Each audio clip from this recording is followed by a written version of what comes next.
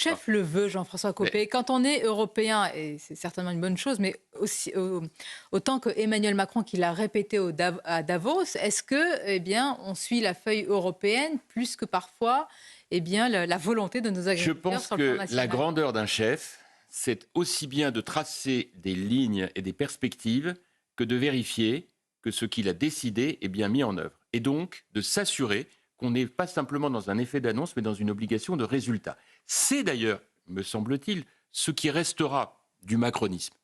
Ces effets d'annonce qui ne sont pas suffisamment suivis de résultats parce qu'on ne va jamais au résultat. Tout ce qui restera du macronisme, des effets d'annonce. Non, mais vous nous expliquerez peut-être d'autres choses. Mais je peux le développer avec lui. Je peux le développer. Vous nous expliquerez tout à l'heure. Ah non, mais là, j'ai trop envie de répondre tout de suite, parce que là, vous me tentez.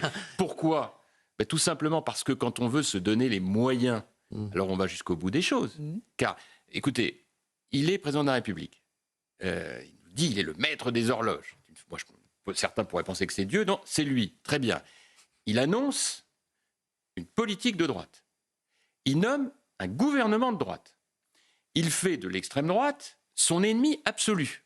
Sauf que dans le même temps, quand vous regardez, ce n'est pas des réformes de structure, c'est des mesures qui ne régleront pas à elles seules le problème. Je vous l'ai dit tout à l'heure, pour la sécurité, il n'y a pas de politique pénitentiaire, donc c'est bien d'aller chercher les dealers, mais ça ne suffira pas. Dans le domaine de l'école, on ne touche pas au collège unique. Dans le domaine des comptes publics, on n'annonce aucune baisse de dépenses. Et deuxièmement, on ne se donne pas les moyens d'avoir une majorité absolue.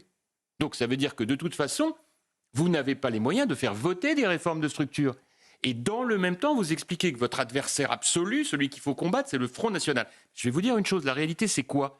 C'est que comme il n'aura pas de résultat, et que si les Français votent pour l'extrême droite, voire pour l'extrême gauche, c'est parce qu'ils en ont marre de ne pas voir de résultats, le fait qu'ils ne se donnent pas les moyens d'avoir des résultats fait d'Emmanuel Macron l'allié objectif de l'extrême droite. Eh bien, vous nous expliquez. C'est ce sujet-là qui est en cause aujourd'hui. Et si on a une chose à lui reprocher, fondamentale, après on peut discuter, il y a de très bonnes choses qui ont été faites, mais pour moi le reproche fondamental, en refusant de se donner une majorité absolue à l'Assemblée nationale, il ne peut pas voter les réformes dont la France a besoin, donc il n'aura pas de résultat, et c'est ce qui permettra peut-être au Rassemblement national de prendre le pouvoir.